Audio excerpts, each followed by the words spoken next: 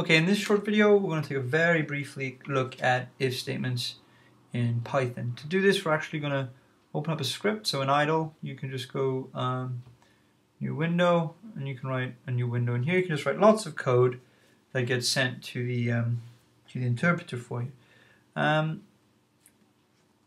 So the basic syntax in Python with an if statement is you write the word if, and then it checks if something is true or false.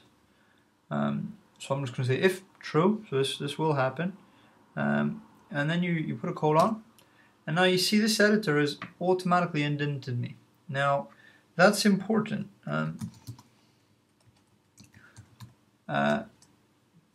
because that's also how Python is going to know everything in the end of this if statement. Other languages use brackets and whatnot to say what's inside of an if statement.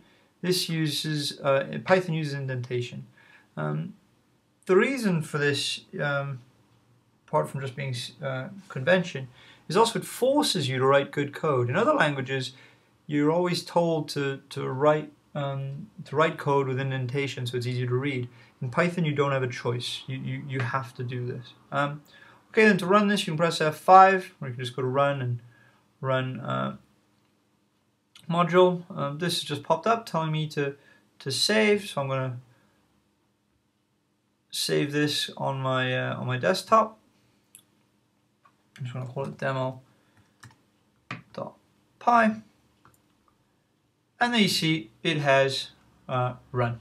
Right, so we got woof. So I could also say if false, print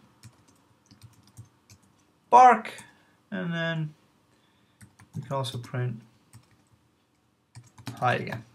Alright, so now if I press F5, it's going to prompt me to save, so I'll press OK. And what you see here is the woof is printed because it's gone through here. It's gone, yep, if true. If false, it hasn't printed bark. And then this is no longer in the level of indentation, so it is simply, it prints that because it does what it's told. You can do things a bit more complicated. This little statement gets the user to input something and stores it as the number guess, as the variable guess, and then we can write if guess %2 is equal to 0.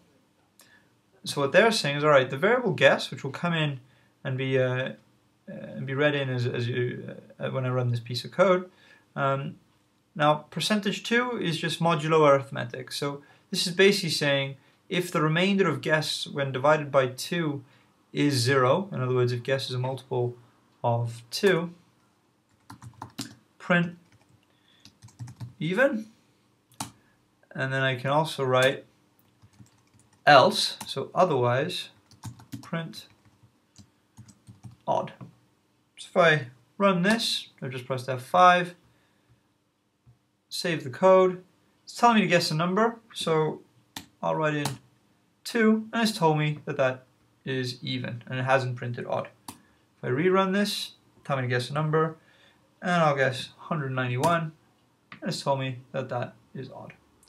And that's basically those 5 lines of code there. So the input is just a Python command to get input from a user, and there we got the modulo.